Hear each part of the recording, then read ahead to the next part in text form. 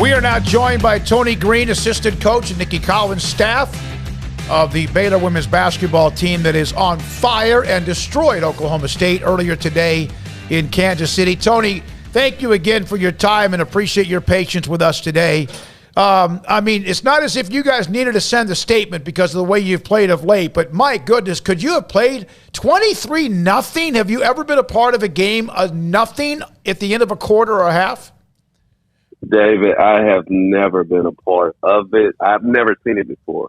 Hats off to our girls. They were really locked in, and they just did a great job. And they didn't make a lot of mistakes defensively. They did their job pretty well today. What is it? I mean, what do you say after you pitch a shutout in a quarter?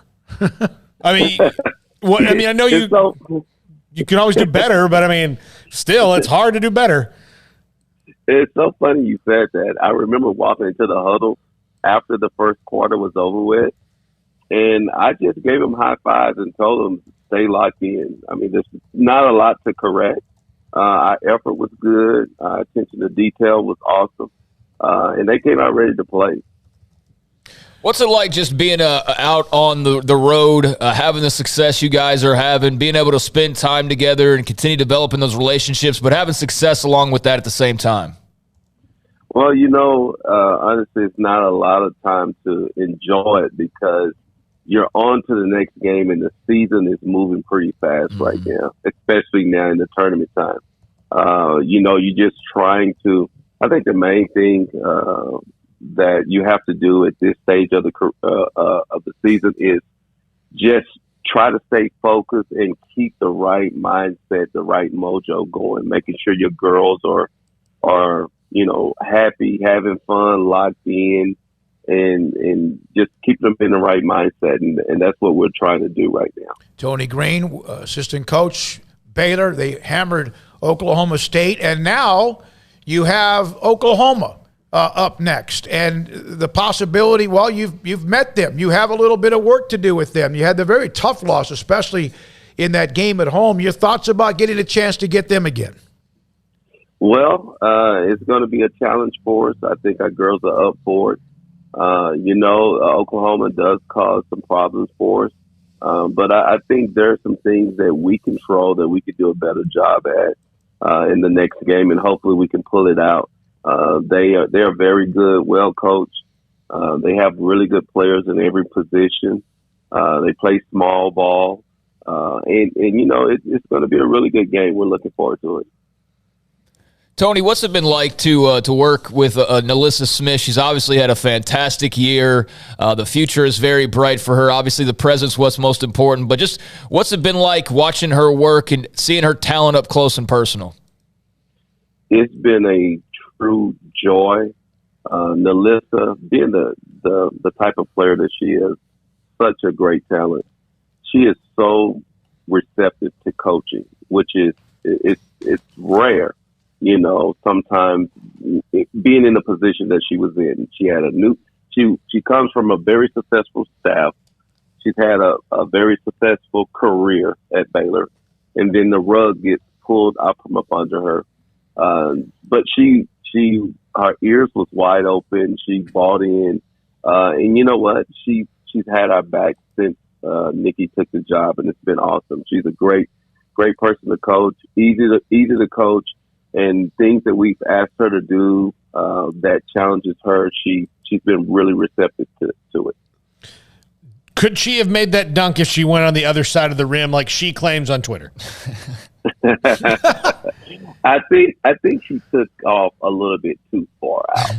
But I've seen her dunk the ball before. But I think she was probably probably one step outside of her launching range. But yeah, I think she was a little excited and took off a little bit too far.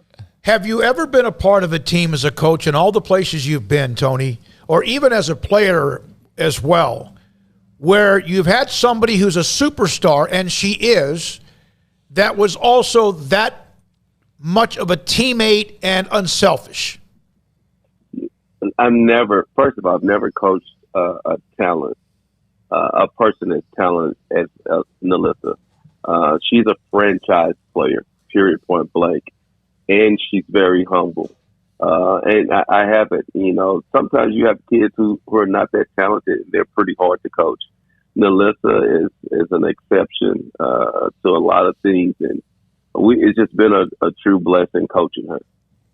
Tony, I know that right now the focus is on the present, but a few days ago there was a couple of announcements of players that will be coming back for next year in Bickle and Asbury. There's a lot of excitement from Baylor fans. What does that say about the culture going on right now, and what does that mean for the program moving forward, that you're going to have a couple of players that maybe weren't going to be back that have now made that public?